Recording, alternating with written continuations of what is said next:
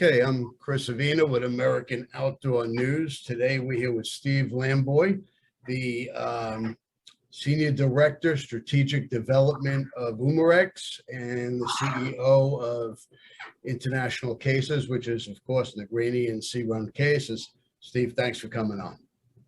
Great to be here. Thanks for inviting.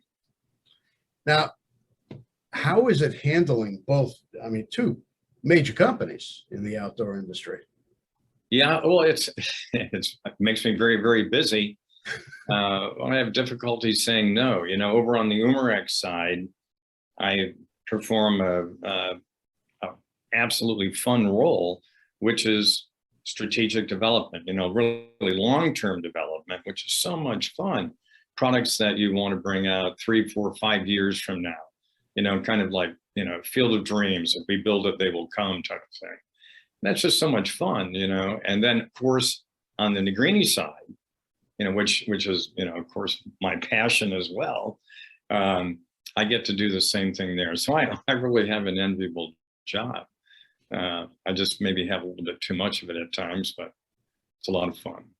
Now, air guns have come, they've come such a long way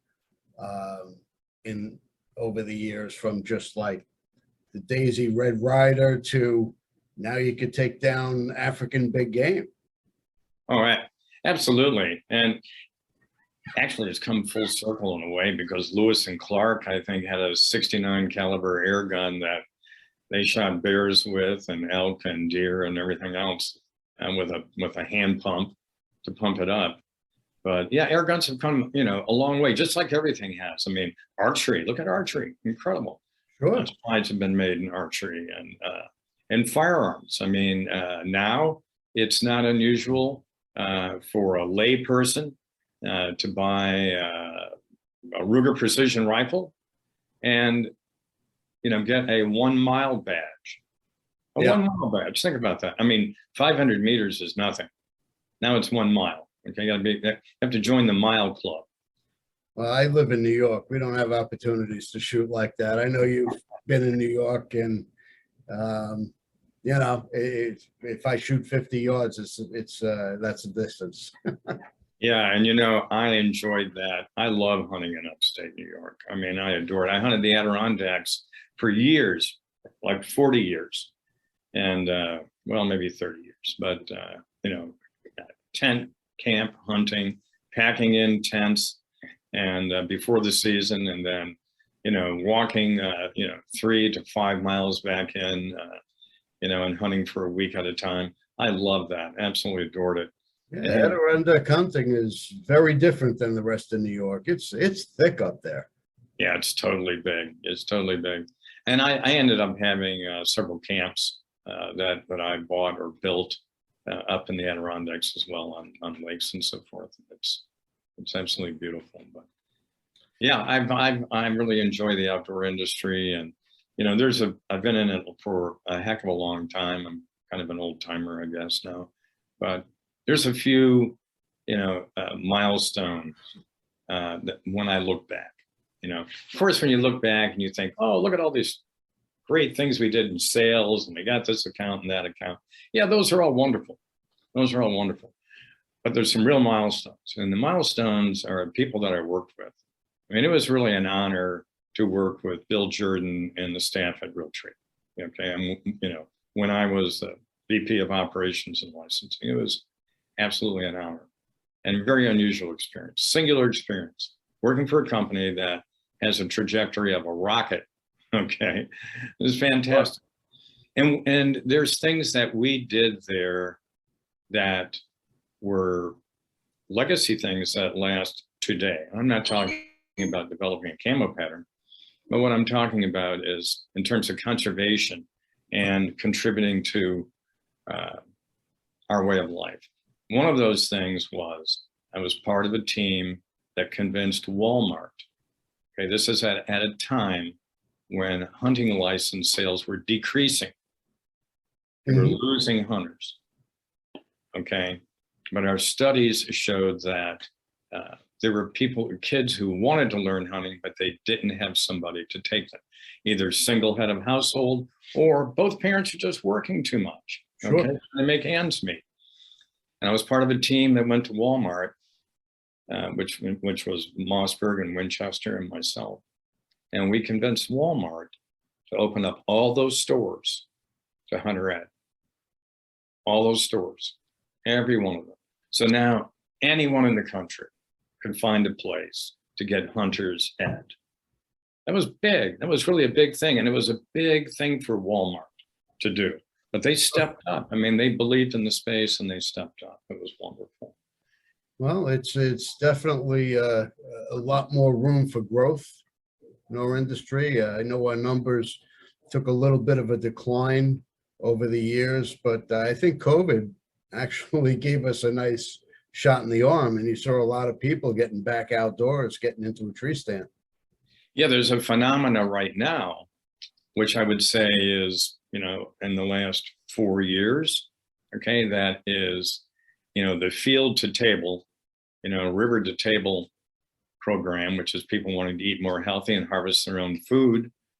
That concurrent with COVID and the explosion of the internet has accomplished something in terms of hunter numbers. And one of the things that it did was it enabled people who do not have a farm and a father or a friend to teach them hunting to go online and learn hunting. I mean, people are learning online hunting. They're taking Hunter's Ed online. Yeah. Okay. Yeah. And that's made a huge difference. It's opened it up, and, shows like Meat Eater and many other shows. Okay.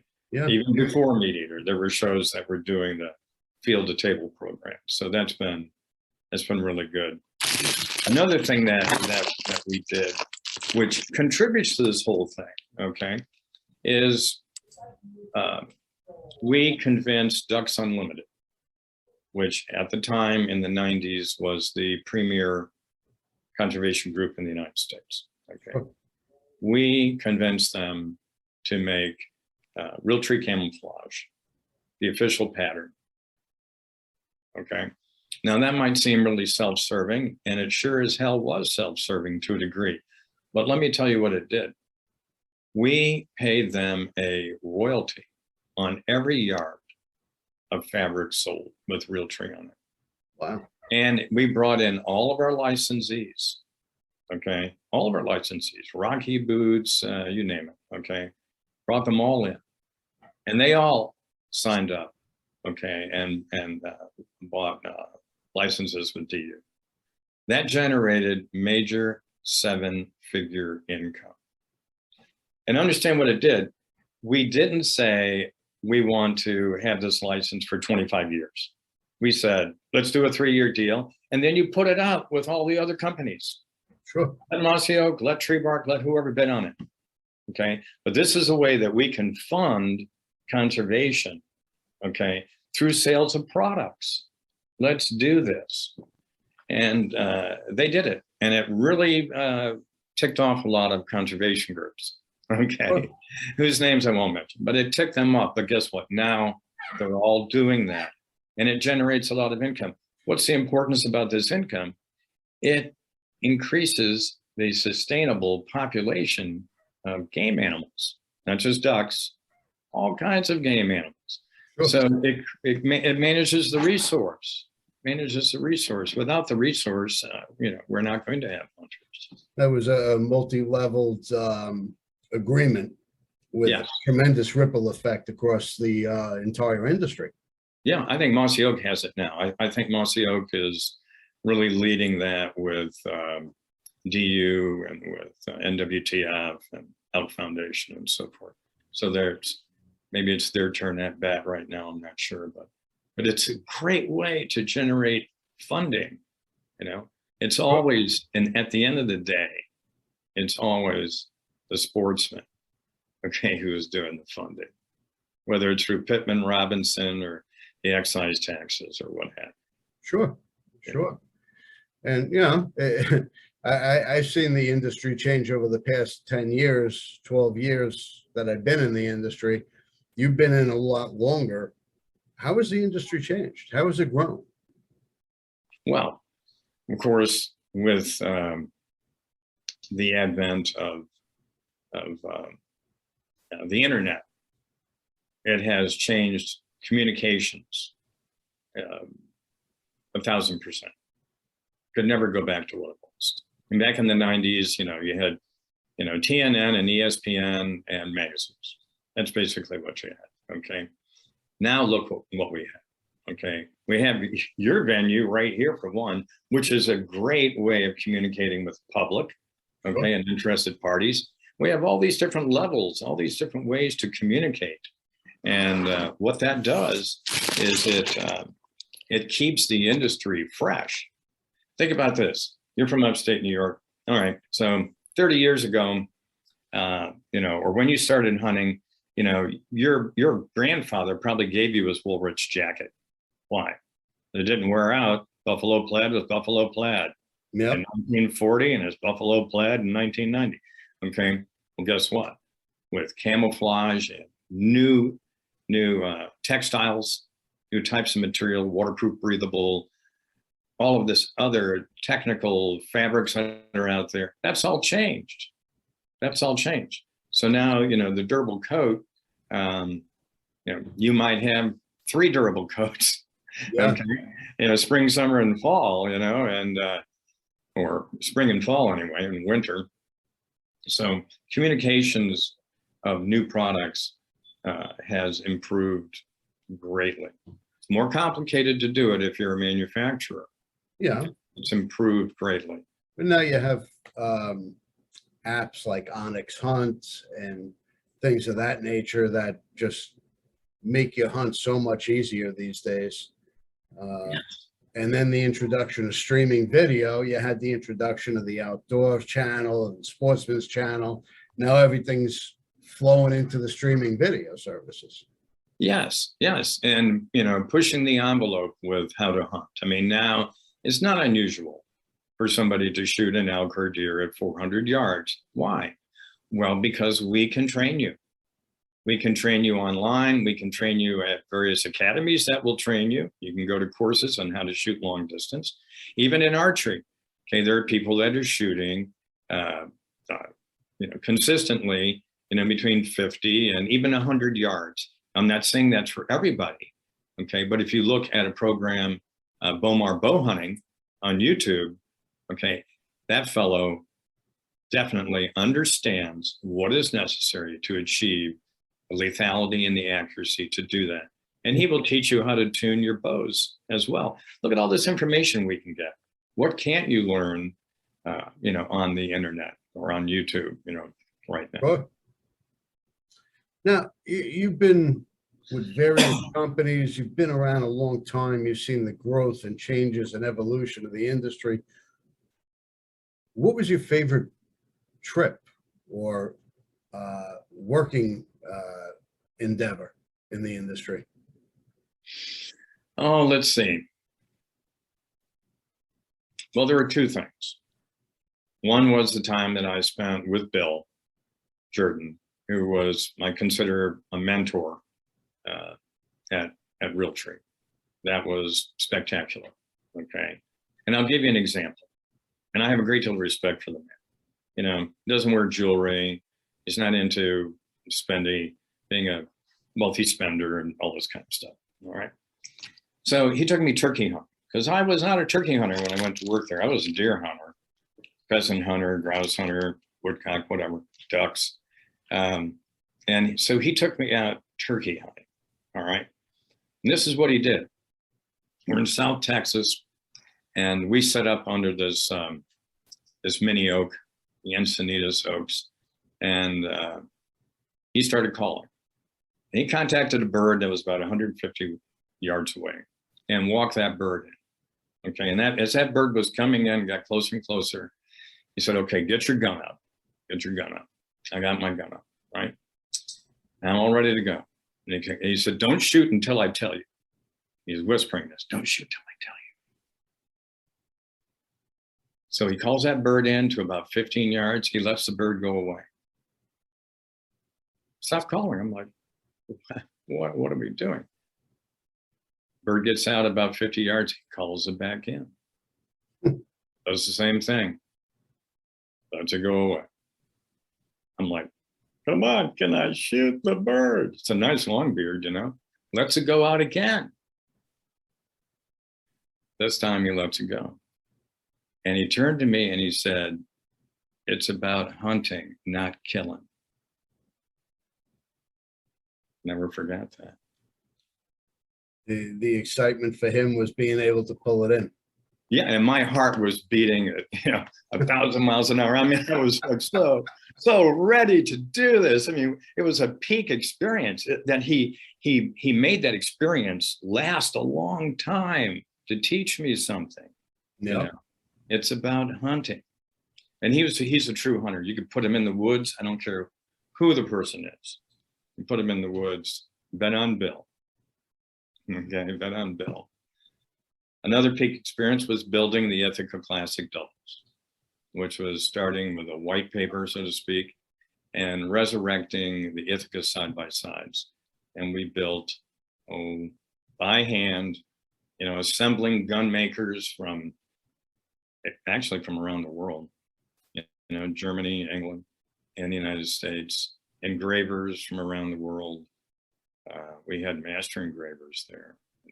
Unfortunately, their company wasn't successful after 9/11 and so forth, and issues there. But there's a legacy there. There's a 4-year legacy of building this team of very, very talented individuals who built some of the most beautiful side-by-sides that ever existed. Guns that sell for, high multiples of what we sold them for, because there were only about 370 or 380 made. And the relationships made too, there and at Realtree and other places that I've worked, great friendships, have been made. And I think that's indicative of the nature of this outdoor industry and hunting and fishing and the outdoor life itself. We form these relationships that just transcend time and everything else. I mean, at the end of the day, I would rather go hunting and fishing with a friend or with my sons rather than go alone. I've done the lone thing, okay? Alone in the Adirondacks, alone here, alone there. That's great. But it's, it's the people that you're with, it's the fun in that duck blind, right? Yep. Or in the dove field, or in the pheasant field, or, in deer camp. I mean, what is not to enjoy about deer camp? See, my family weren't outdoorsmen. My father didn't hunt. He was a city kid. My uncle introduced me to hunting, and he was probably the worst hunter I've ever met. I don't remember ever him shooting a deer. Yeah. But he made the whole experience fun. The deer camp, hanging out with the guys, cooking breakfast and dinner. That was a big part of the experience. And for me, to this day, it still is a big part of the experience, hanging out with my friends.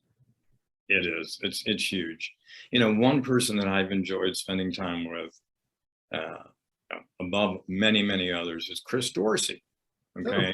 Yeah, and Chris grew up, he was beating the bush in Wisconsin, hunting partridge, okay, and ducks and so forth, and has done extremely well.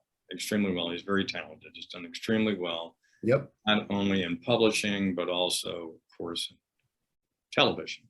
He's done fantastically. Probably number one in the U.S. in terms of outdoor TV by far. And mainstream shows as well. And mainstream, absolutely, definitely an A-team person.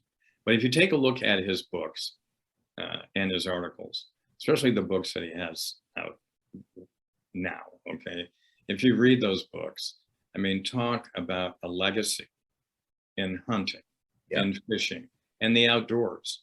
And it's all about the people that he was with and the times they shared, whether it was in Namibia, or if it was in, I don't care where it was, Mongolia, or, a duck blind in Mississippi. It's when you read that, you really understand the legacy, because it's all in the book.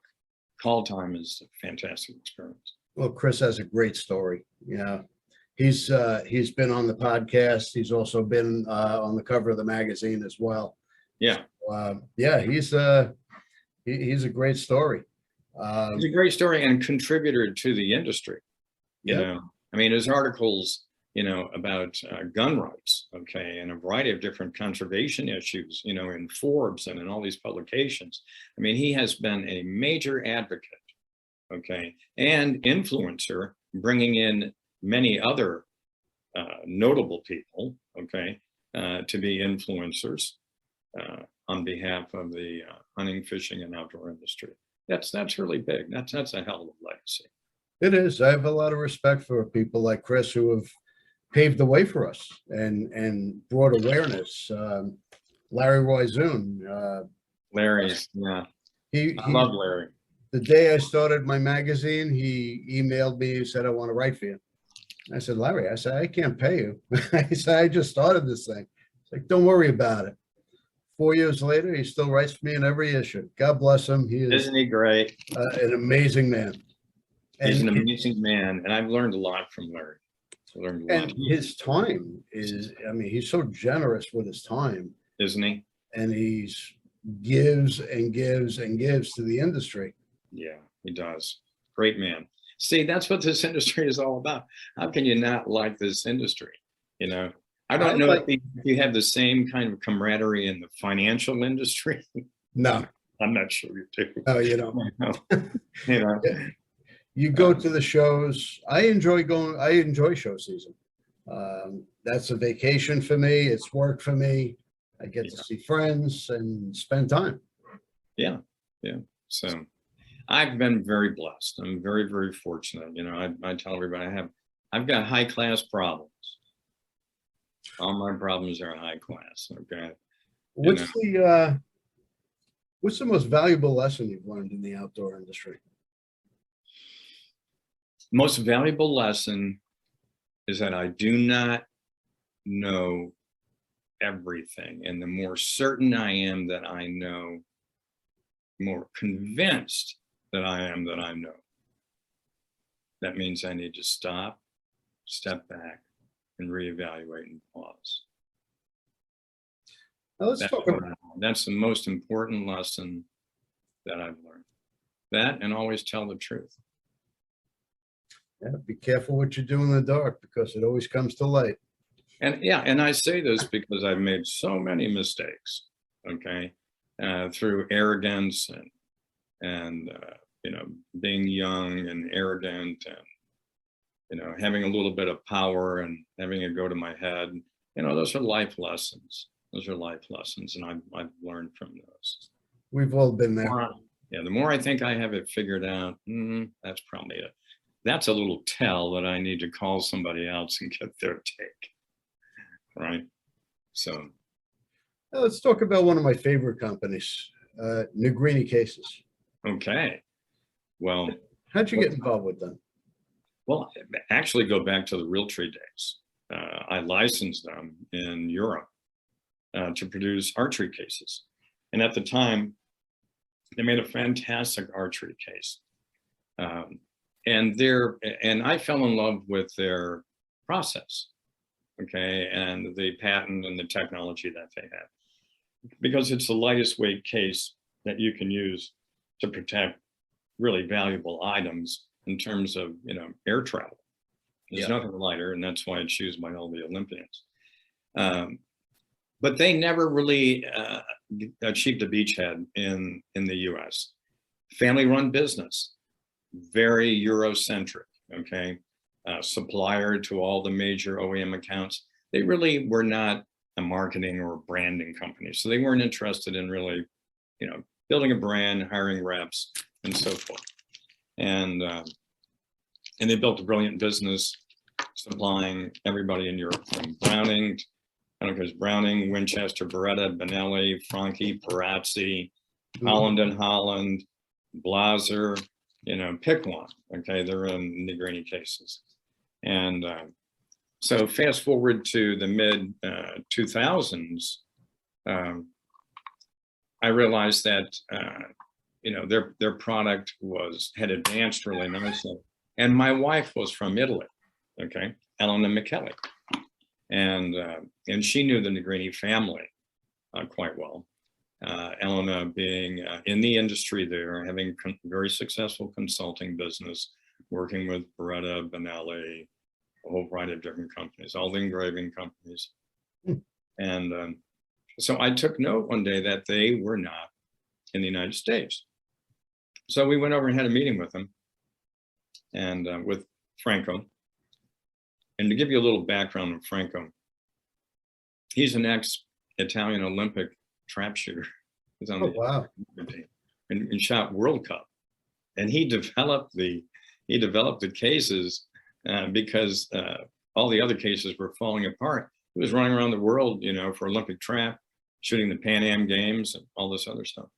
And he was Negrini is located in the automotive industrial area of northern Italy, and he was an engineer, and he developed this case using automotive crash testing technology to build in. Because in automotive, you want to drive weight out, increase fuel efficiency, but increase protection from crashes in a variety of different directions, right? And so that's essentially what the patent on the case is. And I just noticed in the mid 2000s that they weren't available, and I had used them for years to go to Argentina. I had Pelican type cases that got broken down there. They'd throw them off an airplane and it broke the whole corner off. I had to use half a roll of duct tape to get it home, and that type of case, and heavy metal cases. And I really believed in the case. And so we went over and met with Franco and his kids who work in the company, and convinced them that we should be their partner for North America and build a brand, that there's a brand that could be built. Nobody knew the Negrini name. All they knew was the silhouette. They just knew the silhouette, the look of the case. That's all they knew. And so we made a deal with them, and that's been a fantastic partnership, both in development. They have a brilliant engineer there, Graziano Negrini, and extraordinarily talented fellow.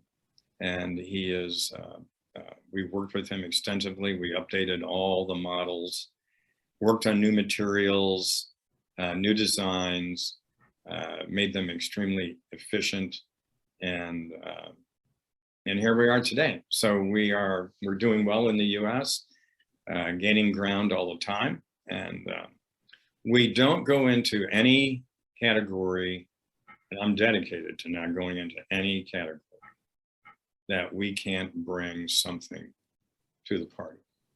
If we can't bring a new level of performance or a new level of quality, I'm not interested in going there. So a lot of people have said, why don't you do soft-sided gun cases? It's a natural for you, No, it isn't a natural, it's an unnatural, because there are so many brilliant, fantastic soft-sided gun cases out there. What are we going to add to that? Not going to add anything to that. It's just and I don't want to go out and play, let's go play the market share game. That's the trip for private equity. Let them go do that. And that's not your niche. A soft case is a soft case. It is what it is. Right. And there's a lot of great cases out there, a lot of great companies, SKB, Pelican, and whatnot, and they do a good job. They do an excellent job. I mean, Pelican, if I was carrying very expensive, delicate instruments, like lenses and video equipment and drones, things super fragile and extremely valuable. Yeah, why wouldn't you use a Pelican case where you don't care about the weight at all? Yep. Why wouldn't you do that? Of course you would do something like that, especially those square cases that they have. They're wonderful. But for a firearm and a fishing rod, okay, you can put, and we've done it, you can put your over and under in our case and throw it off a 200-foot cliff, okay, and watch it cartwheel down the cliff, crash into the rocks at the bottom. And I will guarantee you that that gun will not be injured. The case will be scuffed up, but it won't be broken. It won't be broken. Okay, and that gun will be intact. And we've had people shooting the FITAS Worlds in Spain that had their crown grade Krieghoff in our cases and have it run over by the baggage car. Okay, calling me to tell me that their case had just been run over by the baggage car. Of course, I did hold my breath until they said, and the gun was not damaged. Started breathing again, but. Well, what I found is it don't only give you the durability and protection, it's plush and luxurious. There's something about when you open it up and you look inside the case, it's like, wow, this is really a high-end product. Thank you for saying that. You know, we don't emphasize enough the fact that even though the cases are made out of a composite polymer, they're handmade. There's no automated system for making those cases. Each one is hand formed, okay, the outer case and the inner case, okay, they're hand formed, they're hand assembled, they're hand trimmed out, they're hand assembled, they're hand upholstered. Leather, Franco, who was in his late 70s, I mean, he's still stretching leather over the outside of these cases where it calls for that, or on the inside. We have, you know, luxury cases that are leather in and leather out. They're all made by hand, and that's an art form in itself. They are made by hand, and everything that goes in the case, is made in Italy or in Europe. Okay, everything. There's no Chinese product in that case. And I've talked to them at times, hey, why don't we get these rubber gaskets, you know, in China? Steve, you don't know the all right, forget it. So now I try to remember John and everybody here, the whole team, made in Italy, 100% by hand in Italy. You know, Italian styling and all of that. The injection molding is what it is, but I think the Negrini case really is a step beyond that because of everything that goes into it. And, you know, I have some Negrini cases. I think they're really a luxury product. I can tell you absolutely truthfully, they have worked with the same designers that work with Ferrari and Maserati. Wow. Right? Because the Beretta Group brought them in. Because that's how they roll too. That's a fact. So they have the benefit of working, you know, all of Italy is some form of art. I don't care where you look. It's just some form of art, you know. It's not like going to Eastern Europe and seeing, you know, rows and rows of drab green apartment buildings.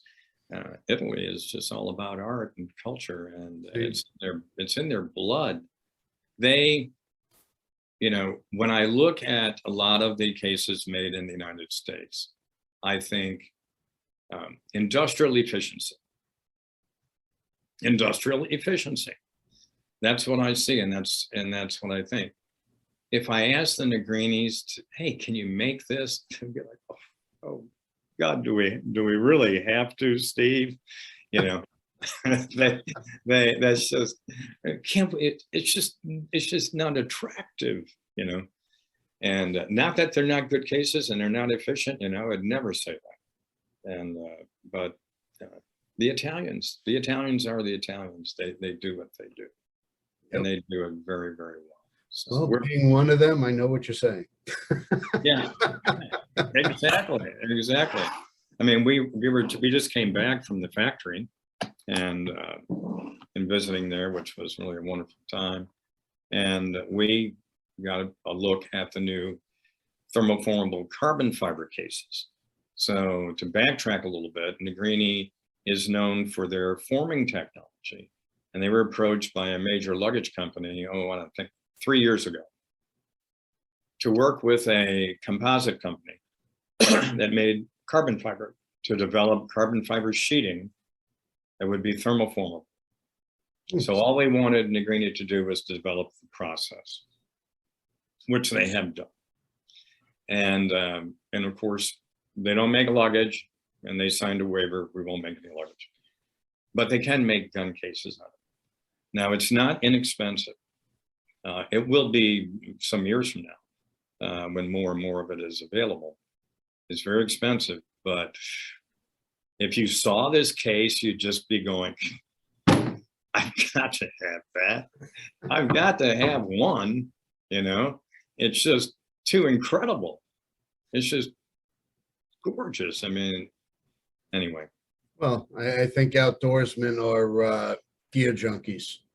They want the next best thing. Absolutely. Absolutely.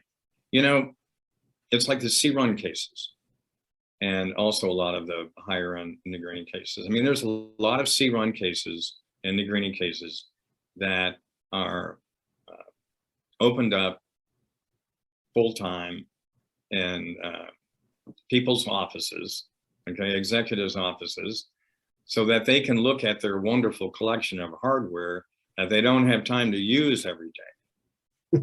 Okay, I guarantee you that.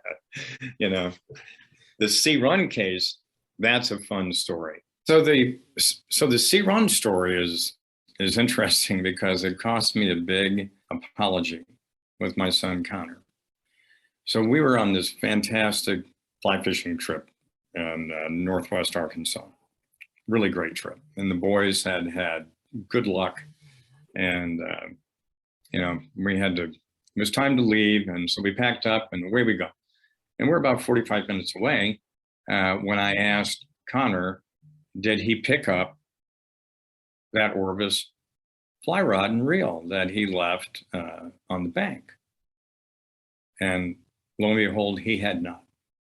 So I was very upset with him, okay, because I had picked up these 2 Orvis kits from friend at Orvis from the fly fishing school, you know, and you know, of course, I wanted them to keep them for the rest of their lives and covet them and in the memory of me.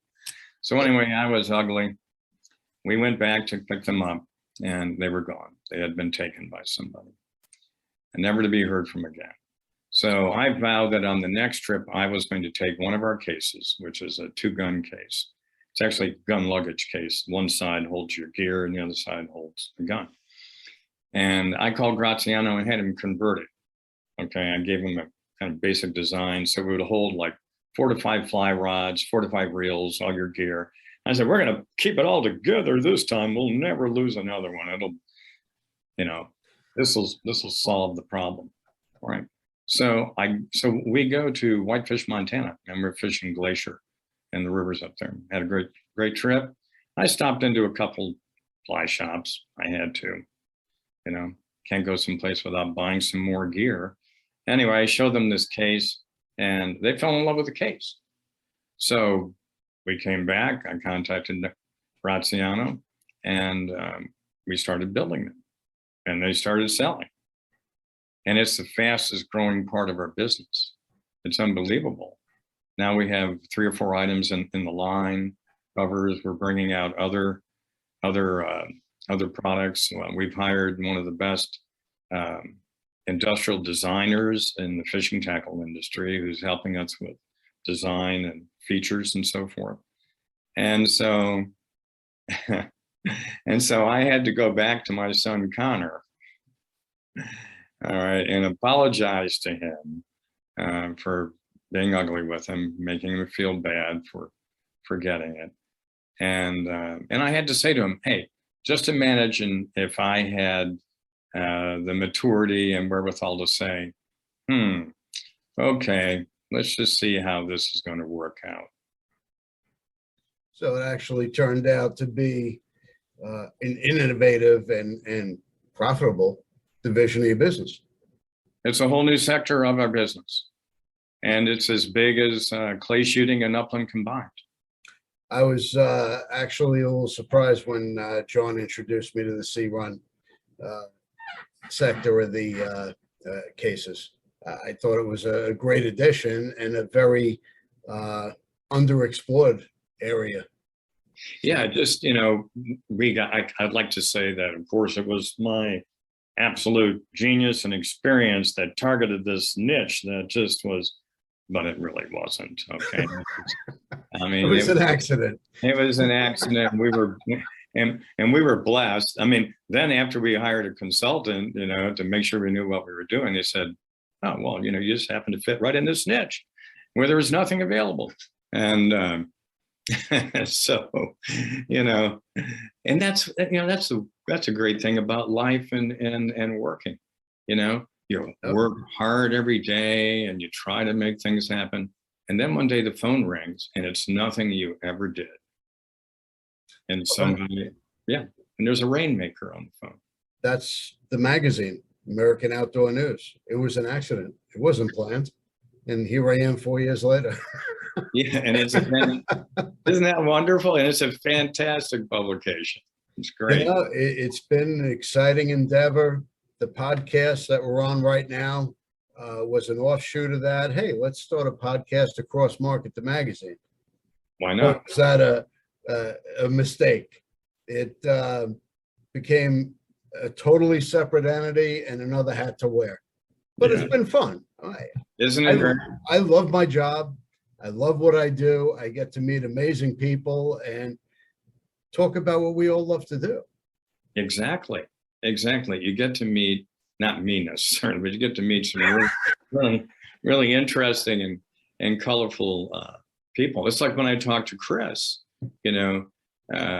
Chris often is talking about the people that he's connected with over the years, and it makes all the difference. It's a beautiful life. It's a beautiful life. Really been exciting. In fact, I just got back from Kalispell. Did you? Montana. Yeah, I was there for a conference. So it brings us to amazing places. Probably one of the most beautiful states I've ever been to. And were you up at Poma? Was Poma up there? Yeah. Yeah, great. That's a great organization. We don't do enough with them, and we really should. As we get bigger, we probably will. And Lori Lee Dovey retired from there, I think 3 or 4 years ago, and she was a dear friend. And that's a great organization. Yeah, Michelle Sherrilman is the president, and she played a big role in really getting my magazine off the ground. Just really? Yeah, she introduced me to probably 60% of my covers. And she's a notable e-commerce and media maven. So you're very fortunate there. It pays to have friends. Doesn't it? Another thing I've learned over the years is just ask somebody when you don't know something. Yeah, what do you think about this? There's always somebody to ask. There's always a friend that knows more than you, and even Chris, Dorsey, he's been an untapped source of information that they told me anytime I need something, just call them up, and if they could help, they will. And it's been an amazing journey. Good. That's excellent. Well, don't stop now. Now, where exactly are you in upstate? I'm not upstate. I'm on Long Island. Are you on the island? And believe it or not, Long Island has Boone and Crockett deer. Yeah, I'm aware of that. Tell me something. There was one area on the island, I forgot exactly where it was, that still had a wild quail population, bobwhite quail. Not a big area for quail or pheasant hunting anymore. No, okay. They just reintroduced turkey about 10 years ago, and now the population is to the point where they're probably going to open a spring season in the next couple of years. Right.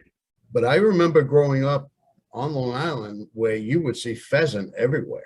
Yeah, pheasants everywhere in upstate New York. Now I was growing up, we didn't even use the dog. We just lined up in a field, after school and, pounded through the goldenrod.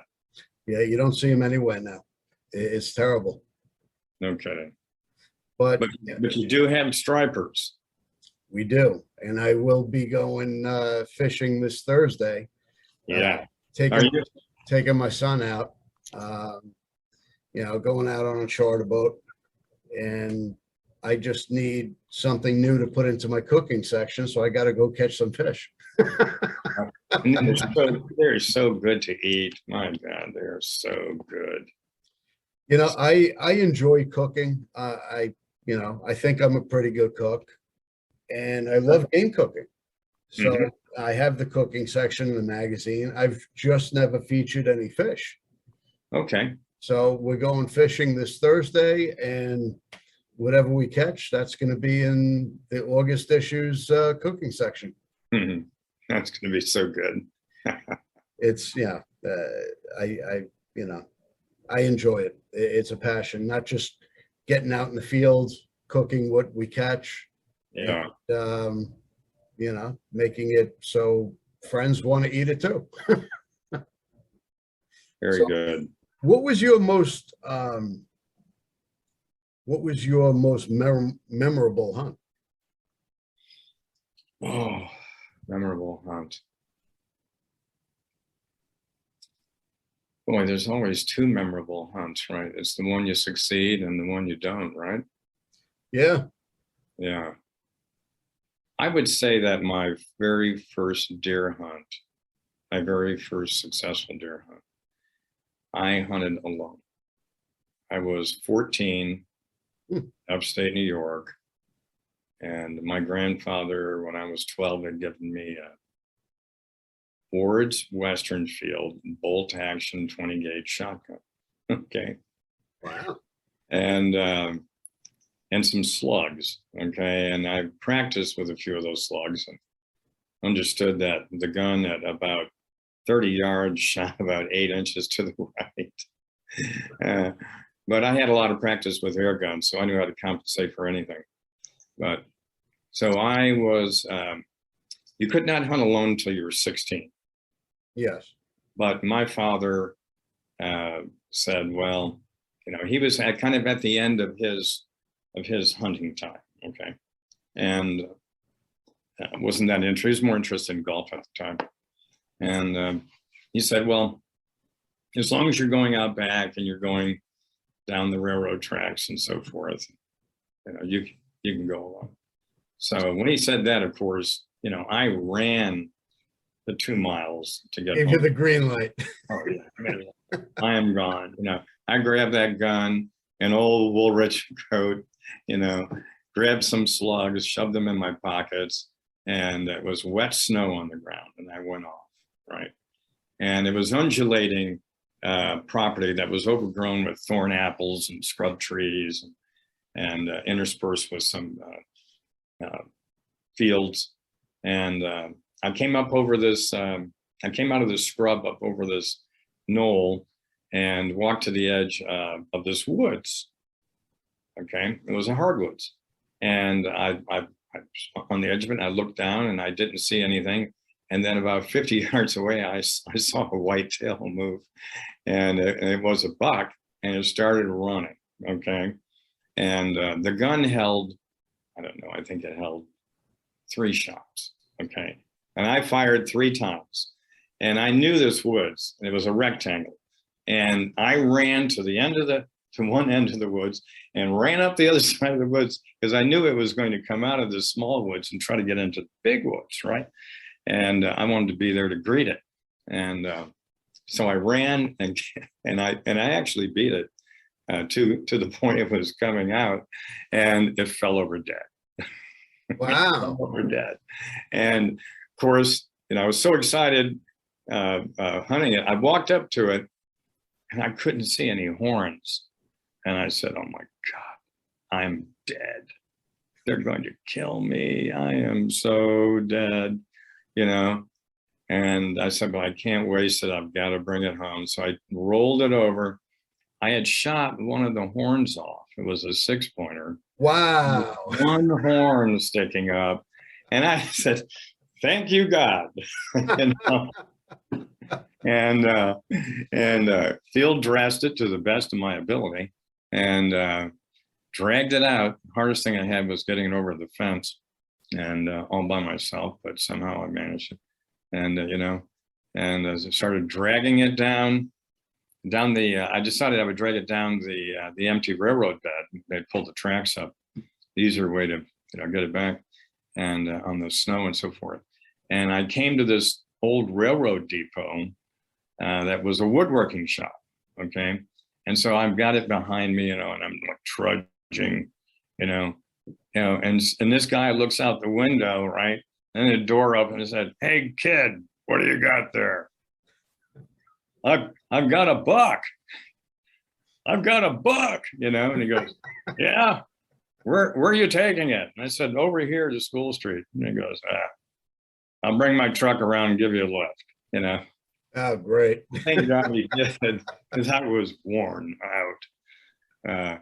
Yeah, and it was just such a thrill. It was such a thrill. I hung it up in the garage. My father and his best friend came home, and I opened up the garage door, and there it was, the buck. The one And side. of course, yeah. I mean, I had a shirt made out of the skin. I had to buy another skin because it wasn't enough. And I had it all butchered up, and my mother cooked it, and it was great. Everything was just fantastic. So that's probably my most memorable. That's great. Well, I definitely appreciate you taking the time to speak to us today.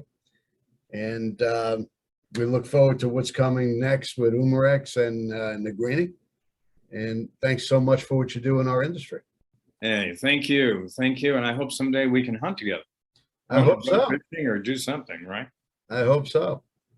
Well,